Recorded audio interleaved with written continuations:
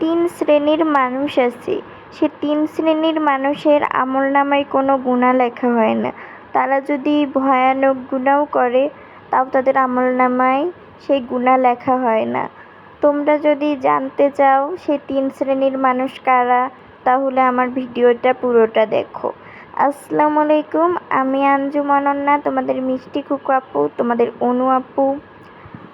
আর আজকে আমি তোমাদের সঙ্গে যে বিষয় নিয়ে আলোচনা করব সেই বিষয়টা হলো তিন শ্রেণীর মানুষ আছে যাদের আমলনামায় কোনো গুনাহ লেখা হয় না।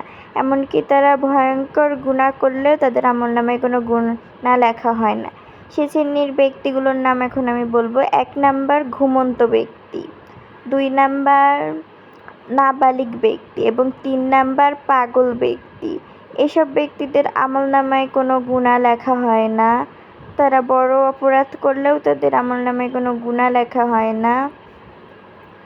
যেমন যারা পাগল তারা তো নিজেরাই কিছু বোঝে না, তাদের আমলনামায় কোনো গুনাহ লেখা হয় না। তারা বড় ধরনের গুনাহ করলেও তারা আল্লাহর কাছে নিষ্পাপ থাকে। এবং নাবালিগ যাদের বয়সই হয় নাই, যারা পাপ পুণ্যের কিছু বোঝে না, তারা যদি ভয়ানক গুনাহও করে তাদেরও কিছু হয় না, আমলনামায় কিছু লেখা হয় না।